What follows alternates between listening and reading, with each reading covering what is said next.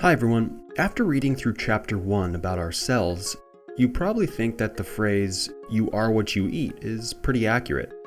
However, more specifically, it should be, "you are what you digest, absorb, and transfer to your cells."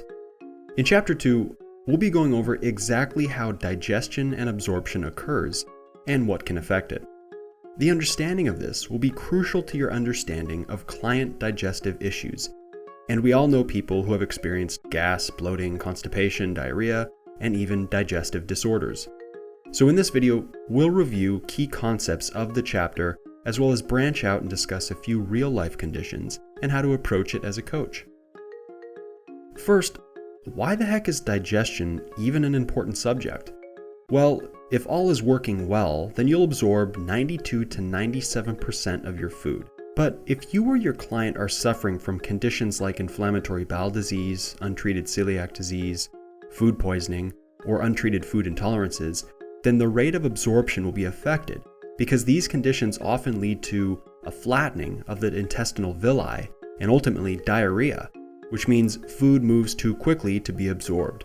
And you'll see why that's important a bit later on, and why you'll need to consider this when talking about nutrition. Second, let's go over what digestion even is.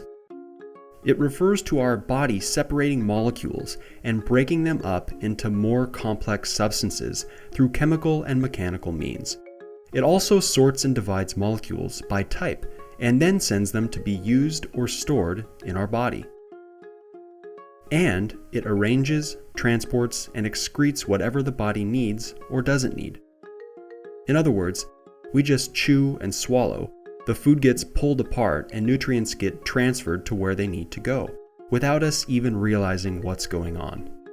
Of course, we can't have digestion without the gastrointestinal tract, or rather, the GI tract, which is a muscular canal that is about 26 feet long, extending from our mouth to our anus.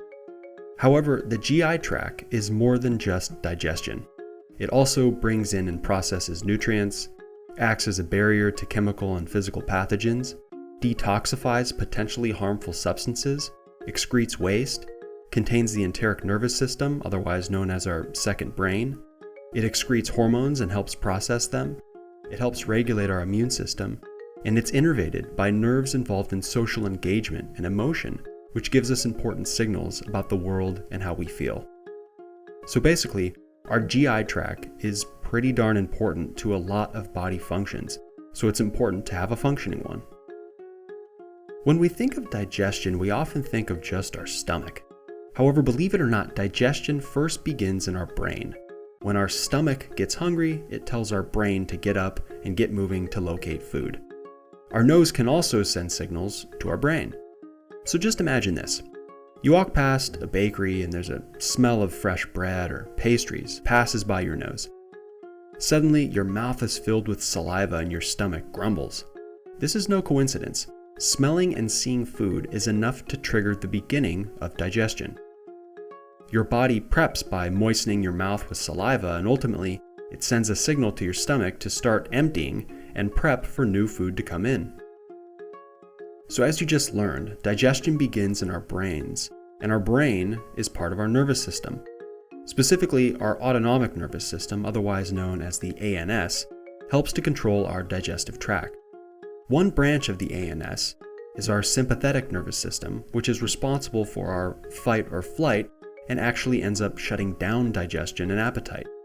So you can say bye to digestion in times of stress. The other branch is our parasympathetic nervous system, which allows our digestive tracts to function normally under periods of rest. As a nutrition coach, this is important information for you to know. If a client is under a tremendous amount of chronic stress or experiencing stress currently, then it will ultimately affect their digestion on a day-to-day basis. One day you may have a client talk about all of their upset stomach and digestive difficulties, and you may initially think it's food sensitivities. But don't overlook the power that stress and emotional upset can have on the GI tract. Other parts of the nervous system that are involved include the central nervous system, which controls appetite and food-seeking behavior and sensory input from foods, our peripheral nervous system, which helps us pick up and eat food with our limbs and muscles, and the enteric nervous system, which is localized in the gut and often referred to as the second brain because it helps to deliver our physiological and emotional state to our brain. So far, our brain, nervous system, and nose play a role before food really even enters our mouths. The next important part of digestion is our mouth, where salivation, chewing, and a bit of absorption happen. Now, salivation can happen before food even enters our mouth by just seeing and smelling food. However, we don't always anticipate food, so saliva can also be triggered when food is in our mouth. If you've ever put one raisin in your mouth and just let it sit there, you'll know that your mouth floods with saliva pretty quickly. Saliva is pretty important because it has enzymes like amylase and lipase, necessary for carbohydrate and a bit of fat digestion. And saliva is also responsible for moistening our food, so it's easy to swallow and to chew.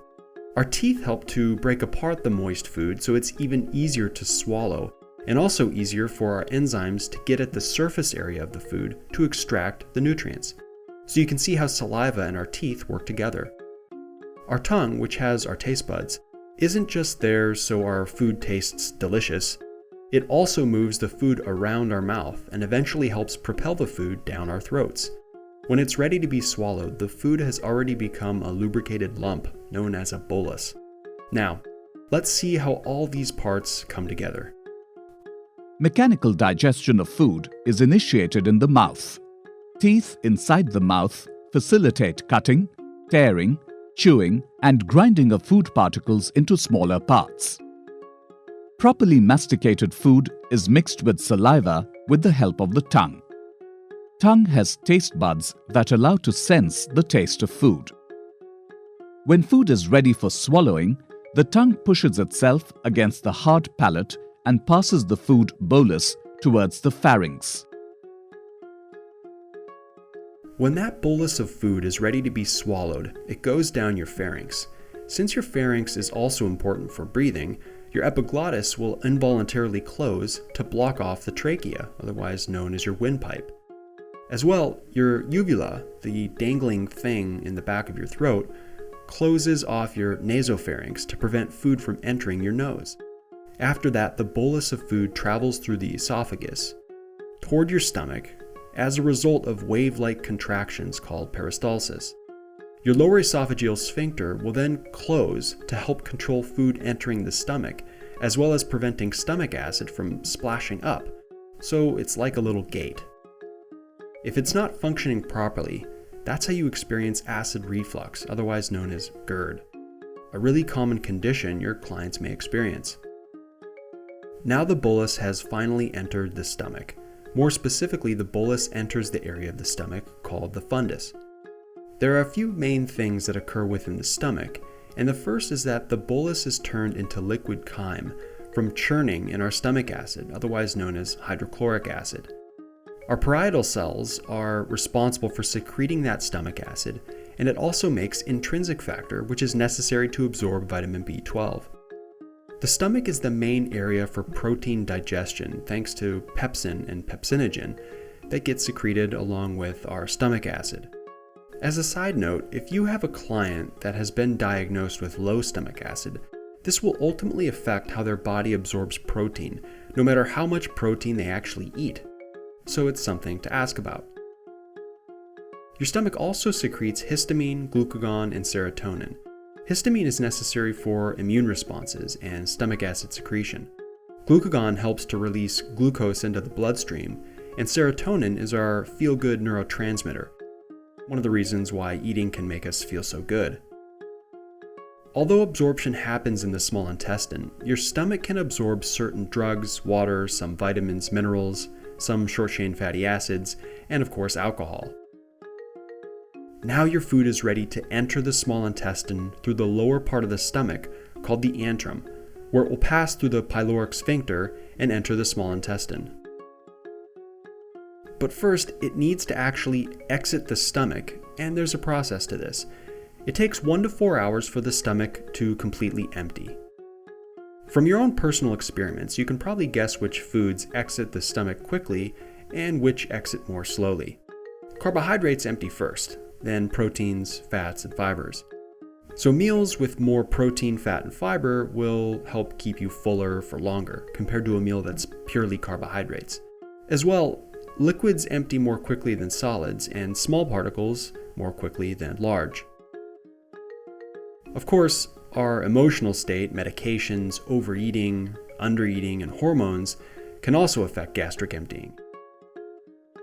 Due to the different exit times of foods, before you exercise, you might want to choose something quick and easy to digest, like fruits or another food that's rich in complex carbohydrates, along with a quick digesting protein like whey protein or rice protein.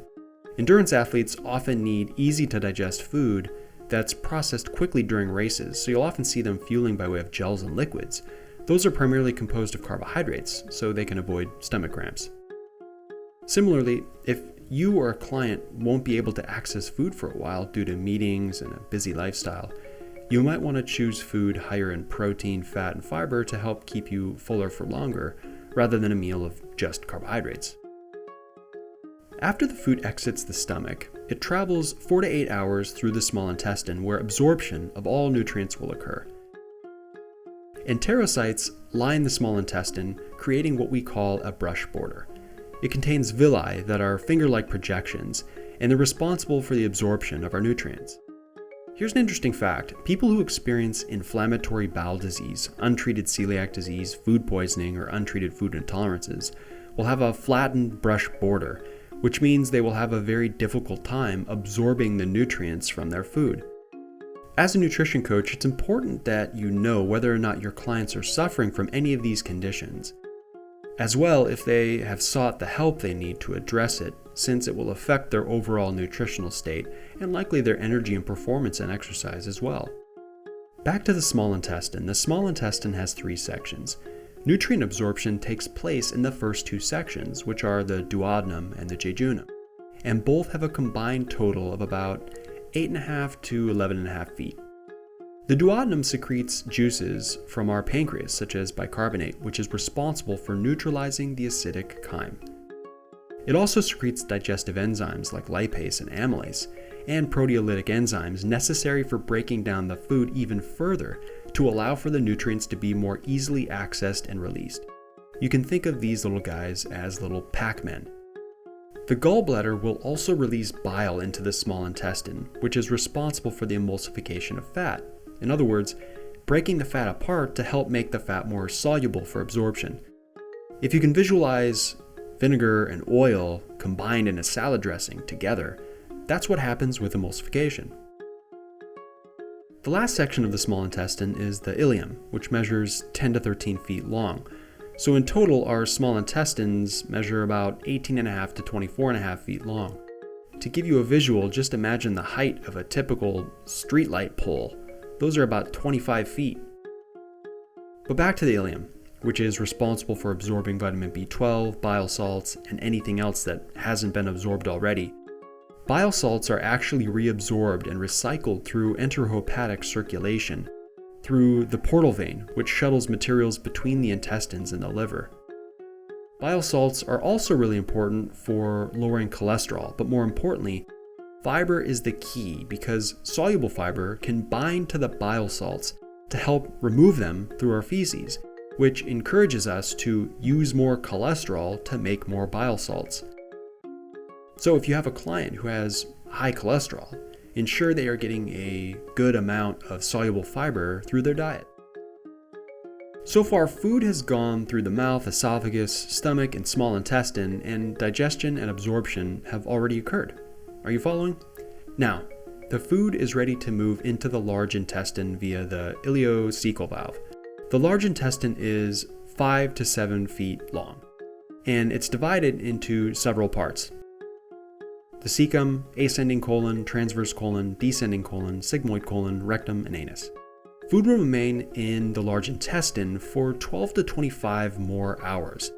At this point, most of the food has been digested and nutrients have been absorbed, so the large intestine will now reabsorb liquids to form solid feces. It absorbs water, sodium, potassium, vitamin K, certain acids, and gases, and once these are absorbed, we now have semi-solid feces, in other words, poop. Your poop is actually made up of 1/3 dead bacteria, 1/3 to 1/2 inorganic materials, fats, and cholesterol, and the rest of it is protein, sloughed off cells, plant fiber, digestive juices, and the bile pigments which give your poop that brown color. You might even notice that you start to feel something on the left side of the lower part of your pelvis right before you have a bowel movement, because that's the last portion of your large intestine, right before the feces are ready to exit. Here's an interesting fact. Animals have different sizes of GI tracts based on what they consume. For example, an animal with a long small intestine and short large intestine is a meat eater, and an animal with a short small intestine and a long large intestine is a plant eater. Humans land in the middle, which makes us omnivores, which means we can digest both meat and plants. The large intestine also houses what we call our good bacteria, otherwise known as probiotics. Often when clients are having trouble digesting food or feeling quite gassy, they may be in need of some probiotics, whether through supplementation or food sources such as kefir, sauerkraut, plain yogurt, or miso. People can be at risk of an imbalance of good bacteria when they take medications like antibiotics. Probiotics are also essential for fermentation in our body, which is helpful for preventing harmful bacteria or yeast overgrowth, removing carcinogens, boosting the immune system, preventing allergies, regulating inflammation, regulating our moods and nervous system, regulating hormonal responses, regulating our body fat levels, and preventing inflammatory bowel disease. So you can see that a healthy GI tract is quite essential to many other processes in our body and our health. Even though the fermentation can produce a smell, if your client tells you that he or she has extremely smelly gas, it might be a sign they are in need of some good bacteria through probiotics, and you can inform them of all the benefits that these friendly bacteria can provide to them, aside from preventing their gas from clearing a room. Now that we've discussed everything and poop has left the building, now what? Well, let's go back and look at how the endocrine system is involved in the digestive process. You've likely had a few clients asking you what ghrelin is or leptin, because these two are the most commonly spoken about hormones in relation to fullness and hunger. You probably don't have a lot of clients asking, hey, what's oxyntomodulin? Whatever information is most talked about, you might need to be prepared to answer a question from a client. So let's go over those two most commonly spoken about hormones, ghrelin and leptin. Ghrelin is important for the feelings of hunger, so we have the highest amount of it right before a meal and the lowest right after a meal. Those who are fasting or who have chronically low intakes of food will have ghrelin released more often to attempt to signal that their body is hungry. Leptin is important for shutting down hunger. It's secreted by fat cells. So the more fat cells you have, the more leptin you have. Leptin is responsible for regulating energy balance as well, meaning the amount of food you consume. It does this by signaling to the brain when we're full. So it's the opposite of ghrelin. Leptin is at its highest after a meal when we're likely to be full. On the flip side, leptin is lowest when you don't have a lot of body fat or energy coming in, and when it gets low, we get hungry. Leptin is also at its lowest right around noon, which means hello afternoon munchies. It's important for you as a coach to know and understand these terms and all of the other hormones mentioned in the chapter, but your clients don't necessarily need to know all of this unless they ask about it specifically. Just like hormones, neurotransmitters are also important to the digestive process. And just like hormones, this is important for you to know and understand, but not necessarily your clients unless they ask about something specific. Your clients will likely know about the neurotransmitters serotonin and norepinephrine. Serotonin is commonly referred to as our happy chemical and increases after we eat. This can often be why eating can be soothing for some people, although it's temporary. Norepinephrine is activated in fight or flight mode and shuts down the digestive process, so more energy goes towards your limbs to be able to run or fight. If you have a client that's chronically in fight or flight mode and suffers from chronic stress or anxiety, you can imagine they may have some digestive issues due to the digestive system shutting down all the time. Here's a neat fact though. Another neurotransmitter called neuropeptide Y or NPY is involved in slowing down food transit time and the rate at which food exits your stomach if your body thinks you're not eating enough or you're too lean. It does this to help maximize the nutrition taken from that food. So skipping meals or undereating actually can result in food moving through you more slowly, which isn't the most ideal. Whether it's a hormone or a neurotransmitter, you can see how they are involved in physiological processes as well as our emotional state, and how both physiology and emotions influence digestion. So now that we've gone through the physiology of digestion, let's try and apply it to real-life conditions. What happens when people experience dysfunction? Let's say a client comes in and they keep complaining of feeling exhausted, and they happen to mention they've been having diarrhea lately. This could be normal and short term, yet if it's not, you could be the person who encourages them to get checked out by their doctor and ultimately changing their life. Or let's think of someone with untreated gastroesophageal reflux disease, otherwise known as GERD. You have them with you for a training session and they keep stopping because they're feeling nauseated and short of breath from all the acid creeping up in their throat. Or let's take someone with extreme bloating and abdominal pain. Good luck getting them to hold that plank position or do any core strengthening that day. Not to mention clients that are experiencing overall fatigue from perhaps a vitamin B12 or iron deficiency or dehydration from chronic diarrhea. This all has to do with their digestive system. Not everyone is in tune with their own bodies, and sometimes they need other people to encourage them to look into unusual bodily symptoms. That's why it's important for you to have the knowledge that can help with referring your clients to other medical professionals to ultimately improve the quality of your clients' lives. However, there are some things you can do with them too, and we'll talk about that in a minute. Let's talk about a few common conditions your clients might have. Your clients could have ulcers, either peptic or duodenal ulcers. Peptic ulcers develop when alkaline mucus production slows down. In other words, too much stomach acidity forms. Similarly, with duodenal ulcers, they can be caused when the small intestine can't buffer the acidic chyme, which means that both ulcers are formed in overly acidic environments. You may be wondering, how does this affect my client? It can affect them because an ulcer is a breakage of the intestinal lining, which can affect absorption. Not only that, but they are commonly treated with acid-reducing drugs, just like GERD, which can make stomach acid lower than it would be normally. As you learned earlier, your stomach acid is important for the digestion of protein. So if your client is having trouble digesting protein, this could be problematic. Inflammatory bowel disease, or IBD, is another condition you might see. IBD refers to Crohn's disease and ulcerative colitis. Irritable bowel syndrome, which you've probably also heard of, is something else. IBS is a functional condition. In other words, we can't see it when we look at the intestines, but IBD will show inflammation, ulceration, and possible bleeding. People with IBD may have chronic diarrhea and discomfort and go through active phases where it's very serious. Sometimes even hospitalization and IVs will be necessary. So how does this affect your client? Your client is at risk for electrolyte imbalances because they will lose a lot of water and salt through diarrhea. Not only that, but it's really hard to do much when you're running to the bathroom all the time. The quality of their intestinal wall will also be affected, which means it affects absorption of nutrients too.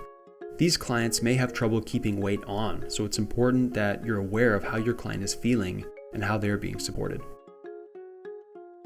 Food allergies and intolerances are also increasing, and it's important to know the difference between the two. Food allergies have to do with your immune system and can be immediately life-threatening, whereas intolerances have to do with lacking an enzyme to digest a particular food, or experiencing some uncomfortable digestive symptoms as a result of eating the particular food item. With food allergies, you can experience an anaphylactic shock, which means dilated blood vessels, blood pressure dropping, and closing of the throat and airways. This is immediately life-threatening and requires an EpiPen and a trip to the ER. Most often, your clients will know when they have a food allergy, and most commonly, it will be one of the top 8 foods which account for 90% of allergies, such as eggs, fish, shellfish, milk, peanuts, tree nuts, soy, and wheat. However, with intolerances, your clients may or may not know that they have these, since it's mostly a physical complaint and they are harder to determine. However, if you think about what happens in lactose intolerance, which is an intolerance to dairy products, a person experiences diarrhea from consuming dairy. You can imagine that if they were eating dairy often enough and experiencing chronic diarrhea, that they may also have trouble with digestion and absorption of other foods if everything else is moving through too quickly. However, recommendations for food allergies and intolerances fall under medical nutrition therapy, so you'll want to refer out. But you can help your clients find patterns through journaling to see if they notice a pattern between when they eat something and when they experience the discomfort. We'll go over assessments more in depth in Unit 2. Having knowledge of your client's food allergies and intolerances means you can help them think outside the box for meal ideas and suggestions if their foods are limited. Often people with allergies and intolerances have the most difficulty traveling or eating out and may rely on processed packaged snacks since it will be sealed and labeled, so you can see why this may pose a problem for their overall health and goals. High cholesterol is another very common condition. Even though when you think of cholesterol, you think of the heart and the blood, it's actually related to our digestive system. Fiber plays a big role in helping to eliminate the bad cholesterol, otherwise known as LDL. Because our bile salts, which are secreted during the digestive process in our small intestines, bind to dietary fiber and get eliminated through our feces. Since cholesterol is needed to make bile salts, when we excrete more bile salts, it encourages us to use up our cholesterol. Unsaturated fat is also helpful to raising our good cholesterol, otherwise known as HDL, which also helps to keep our LDL at a healthy level. So we do need some cholesterol in the body and a good balance of it. Interestingly, bile is important to the emulsification and digestion of fats, so you can see how all of it works together. As a nutrition coach, you can generally recommend that your client increase their fiber through fruits, vegetables, and other whole food sources, since fiber is an essential component to health, as well as encourage them to consume more healthy fats. However, remember, with all of these conditions, you're not able to medically treat them. So what do you do as a coach when you have a client complaining of gastrointestinal distress? First and foremost, ensure they are linked with other health professionals to ensure they don't have a more serious condition and are receiving proper treatment if necessary. If they don't have a particular condition, you can try the following, and if basic nutrition doesn't work, make sure you refer out. First, gather information about your client. Inquire about what they're feeling and ask them details like when it happens and how often, or if they already notice certain patterns. Then ask them to monitor and track some data and look for patterns. This can be done through food journaling to help you get a big picture overview. Make sure they track more than just food, like whether they had a stressful day or whether they experienced an upset stomach as well. You can also teach your clients to eat slowly and mindfully. If we eat quickly, we can easily feel some GI discomfort. Most importantly, help your clients move towards less processed whole foods. If they aren't doing this yet, there's no point in looking deeply to see if corn is the root of their symptoms when they're eating gummy candies all day long. But try to avoid a one-size-fits-all approach. If something worked for a previous client, it doesn't mean it will work for this client. After reviewing their journal, you can also try to correct nutrient or fluid deficiencies where possible, if something stands out to you, and you'll learn about the importance of micro and macronutrients in further chapters. If appropriate, you can encourage regular physical activity. This can help move things along the GI tract if they're experiencing any constipation or stress-induced GI discomfort. Another piece of the GI tract puzzle to aid in healthy digestion involves nourishing the microbiome. In other words, have them supplement with probiotics and eating probiotic-rich food like kefir, miso, plain yogurt, or sauerkraut to help encourage a healthy GI tract overall. Most importantly, keep the big picture in mind and look at your client holistically. Look at lifestyle, travel, stress, food, exercise, and so much more to avoid overlooking an obvious challenge. We'll go over assessments more in Unit 2, but you've got a lot to work with here. Overall, having an understanding of digestion will be crucial to your understanding of your clients' bodies and how and why certain people may or may not see results based on the way their body digests and absorbs food. Remember, it's not that we are what we eat, it's that we are what we digest, absorb, and transfer to our cells. That does it for today's lesson. We'll see you next time.